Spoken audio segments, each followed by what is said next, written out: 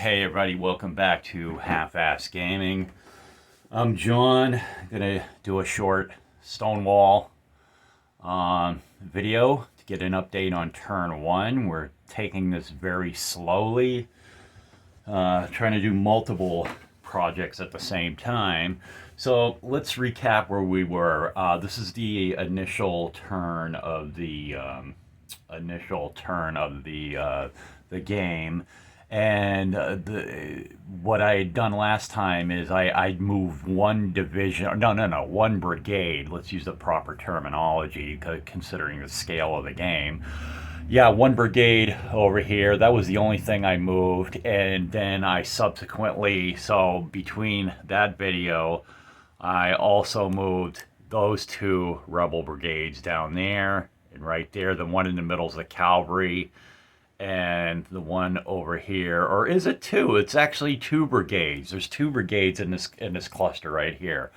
And one of the mistakes I made, I keep learning new things about this. One of the mistakes I'd made, the initial brigade that I moved, I had it stacked.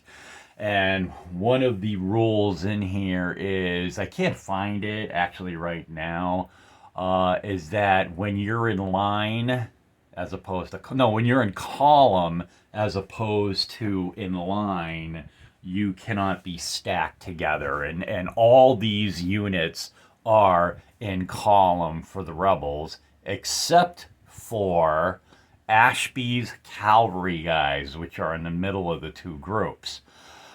They are considered to be unlimbered and unmounted. Okay, and wait a minute, I have a note on that I wrote on my board right here. Cavalry dismount equals line infantry. So this group on the left is column. They can't be stacked, and off to the right, they're also in column. They cannot be stacked as well. So after that, as I look at the sequence of play, what do we have here? Defensive fire phase. So what that entails is the Union has the opportunity to fire on the rebels. And they did. Let me see if I can move this just back so we can get more in here. Or no, I'm just going to manually have to do it. But probably whole damn things. This is my camera holder is probably going to collapse. But anyways, here's where we had some fire that actually took place. And what happened was I wanted this unit up here to fire down, but he's a P1, which means like just rifles and stuff. I'm not rifles, I mean sidearms. So they didn't have the range. But this unit right here did fire at this unit. And this cannon did fire at this unit right here.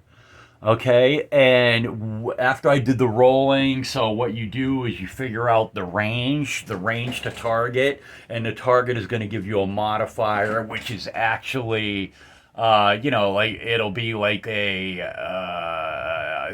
one time, two times, or half, which was, I think that was the case. Well, I was firing with half the firepower based on the range. And the subsequent rolls were a 1 and a 2 on both of those shots, and both of those come in as no effect NE. The lower, the 1, 2s, and 3s tend to be NE. And then okay, so I fired off of that. I was kind of disappointed that I didn't have any damage done. No damage was done. So moved over to offensive fire phase, which were the units that moved. And indeed, this unit right here fired at this unit. Actually, I had both units. I had two units firing at one target. And it was these guys right here at underneath here. Okay, and right here. Both of these two fired at this unit from 4 hexes away.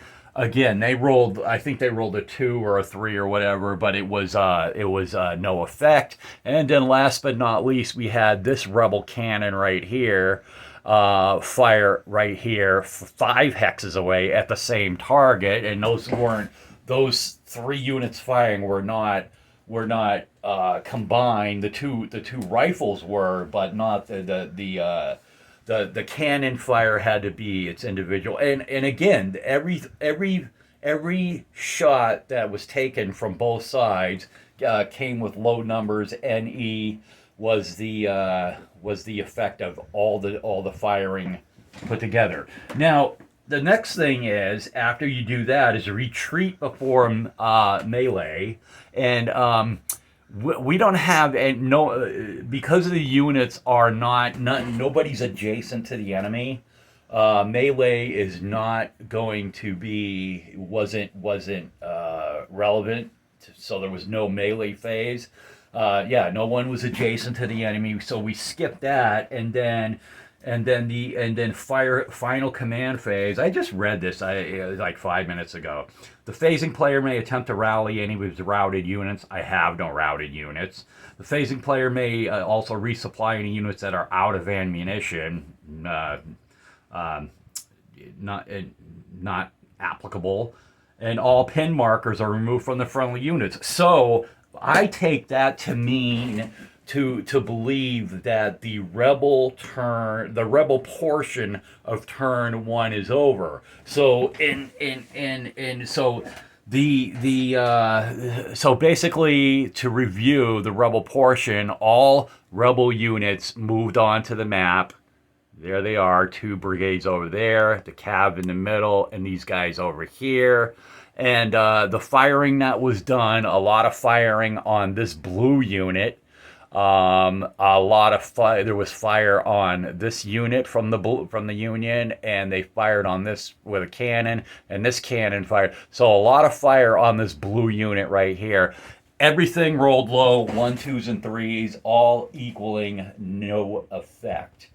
So melee doesn't happen, and there's no routes, no pin units to be resolved. So I take this to be that the rebel portion of turn one is over. So that is a quick little 7-minute video of Stonewall. It's kind of interesting. I'm going at a snail's pace because I got a couple other projects that I want to do that I'm working on right now. And you see all the markings on the board. I got to get rid of all the black markings that I wrote. So the next video will feature the Federals, what their effort in turn one. And by the way, I have this down here. You guys can't see, but I'm about to show you. It was in the box of the game when I bought it. There's a marking of what initially happened, what actually happened. You can see the rebels on the bottom. Looks like they tended to go to the left. They went to the Union right flank, and that's basically what I'm going to do. First Battle of Kernstown. And that's what I'm going to tend to do. I'm going to kind of follow along with that. So anyways, I'm John. I'm out. This is a learning experience. So if you see anything I didn't do right, feel free to throw it on up there. And I do read everything you guys say. All right, I'm out. Bye-bye.